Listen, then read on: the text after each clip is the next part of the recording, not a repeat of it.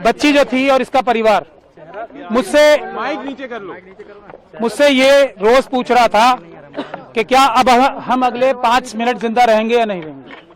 अब कम से कम मैं इन्हें ये बता सकता हूं कि आपके पास अभी बहुत छोटी सी रिलीफ मिली है।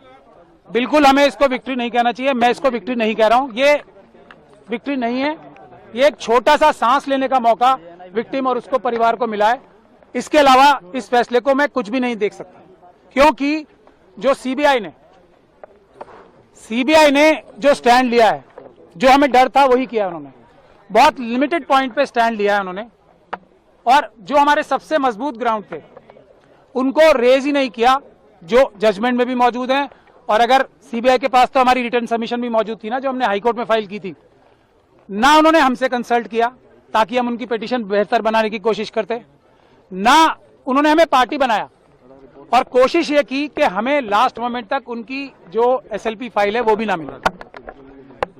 तब आज भी, लेकिन मैंने आपको पहले भी कहा है, इस बच्ची और इसके परिवार के खिलाफ इतने ज्यादा अत्याचार हुए हैं, इतने ज्यादा सबूत मौजूद हैं कि अगर इतनी सी भी बात की जाएगी ना, तो कोई भी जज, कोई भी अदालत इस बच्ची के ही पक्ष में फैसला देगी। और इसीलिए इस जजमेंट को हम क्रिटिसाइज कर रहे थे कि ये जो दिल्ली हाईकोर्ट की जजमेंट थी, वो इतनी महान दयालुता जो दिखाई थी इस कॉन्विक्ट को, कुलदीप सिंह सेंगर को, जिसको मैं बोलता हूँ एप्स्टीन गैंग के मेंबर हैं, वो इंडियन एप्स्टीन गैंग के मेंबर हैं, उनके साथ बहुत बड़ा गैंग भी है। और आज आप लोगों ने अंदर भी देख लिया होगा कि हम लोगों की संख्या इतनी सी थी उन लोगों की संख्या के आगे, और हमें दोनों तरफ से मुकाबला करना पड़ रहा था, इस तरफ से भी और उस तरफ से भी।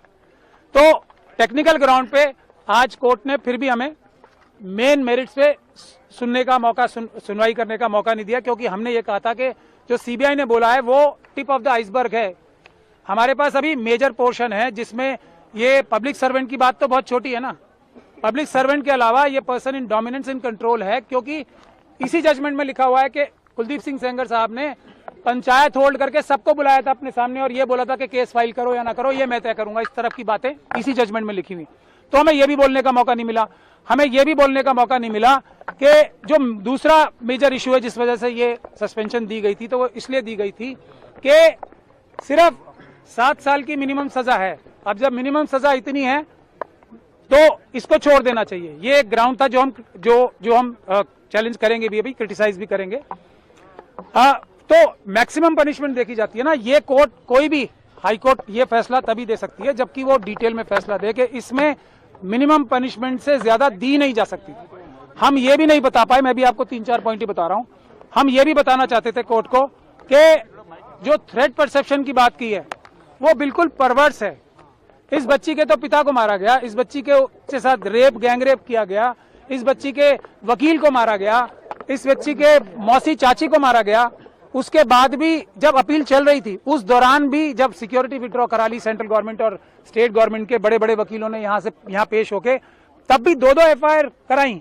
तो हम ये भी बताना चाहते थे कि ट्रायल जो हाईकोर्ट थी, ऑनरेबल बेंच ऑफ हाईकोर्ट जो थी, उसने ये भी कंसिडर नहीं किया कि जैसे ही सिक्योरिटी विड्रॉ हुई हमले शुरू हो गए। तो हम ये भी बताना चाहते थे कि थ्रेट परसेप्शन ऐसी नहीं होती कि अंदाजा लगा के ये कह दिया जाए कि फ्यूचर में अटैक नहीं होगा, इसके ऊपर कोई हमला नहीं होगा क्योंकि सीआरपीएफ है, इसलिए किसको कोई खतरा नहीं है। माँ को तो खतरा है। फैसले को कैसे देखते हैं आप? मैंने आपको बताया ना, ये मरते हुए नहीं, जो इसको जीत कहेगा, वो जो जीत कहेगा इसको, वो धोखा देगा देश की जनता को भी और पूरी न्यायिक व्यवस्था को। सबसे बड़ा धोखा होगा अगर इसे जीत बोला जाए। मेरी बात सुन लीजिए, ये जीत नहीं है। जीत क्या है? इस बच्ची की क्या जीत होगी? इस बच्ची को दर की ठोकरें खानी पड़ रही हैं, इतने छोटे छोटे 2 बच्चे हैं उसको कल मार दिया जाएगा, परसों कोई सिक्योरिटी नहीं है। इस बच्ची का क्या जीत होगी? इसके पिताजी की हत्या कर दी, इसकी माताजी को विधवा कर दिया, इस बच्ची की जीत कहाँ होगी? अब इसके वकील को मार दिया गया, इसकी मौसी चाची को मार दिया गया और ये सड़कों पे दर भटक रही है। इसकी जीत होगी क्या? इसकी क्या जीत? मैं सीबीआई ने हमें पार्टी नहीं बनाया।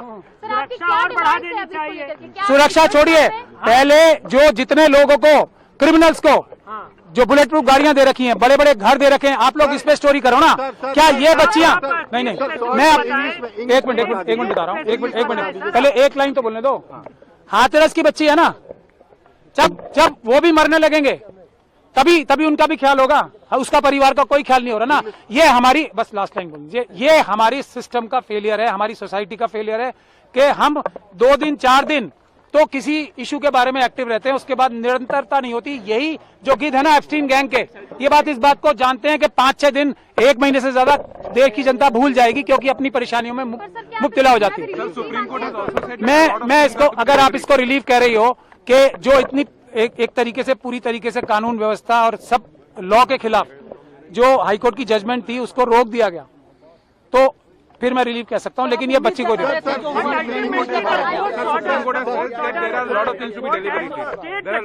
नो, मैं एक चीज जो इन्होंने पूछा, मैं गजेंद्र भाई का धन्यवाद आपने, एक मिनट मैं इनकी बात का जवाब दे दूं। बहुत अच्छा सवाल पूछा आपने।